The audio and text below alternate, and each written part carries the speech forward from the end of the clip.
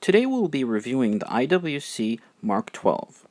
Before I start though, let's quickly go over the Mark XI. It was first released in 1949 as per British Ministry of Defence standards. Both JLC and IWC manufactured them. The latter used the famous caliber 89 movement. Many decades later, in 1994, IWC released their tribute to the Mark XI, the Mark XII. While roughly the same size and design aesthetic, there are a number of differences. 1. The crystal is now sapphire. 2. There is now a date window. 3. The earlier dials were tritium, while later ones are luminova. And 4. Most importantly, the movement is now based on the JLC 889/2, which IWC calls their 884/2. The JLC 889 has been made since the 70s and is considered a high-end watch movement. As far as pedigree, it was used by Audemars Piguet as a base for their 2226 chronograph movement. And here it is as the Breguet caliber 549. Now obviously, when placed side by side, the finishing of the IWC is quite sparse in comparison, but at the end of the day, the core movements are the same.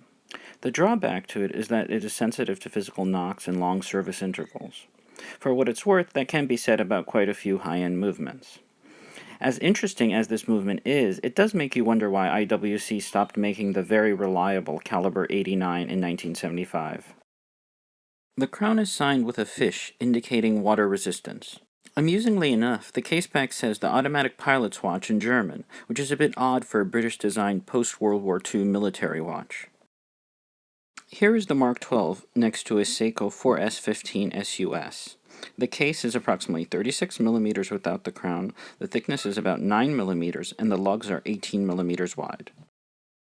This dial is an earlier tritium paint version. Shame it doesn't have a circle T like the Mark XIs do. Based on my research, the 12 o'clock triangle may shear off, so it's important to keep an eye out for that. These particular hands have luminova on them, though you should keep in mind that they are service replacements from a few years ago.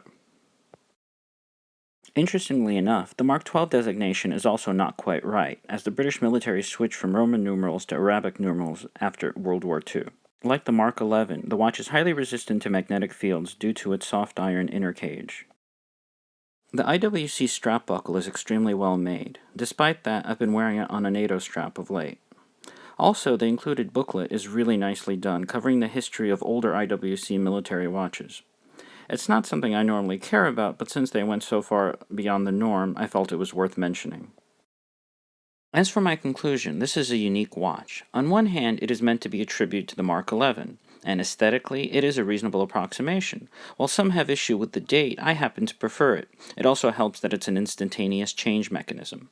Crystal-wise, I will always prefer acrylic, but I doubt many others will. This takes us to the controversial movement. While I have not had any issues, there are enough credible reports to suggest that the movement may in fact be overly sensitive to shock and prolonged service intervals. This, of course, does go against the design goals of the Mark XI.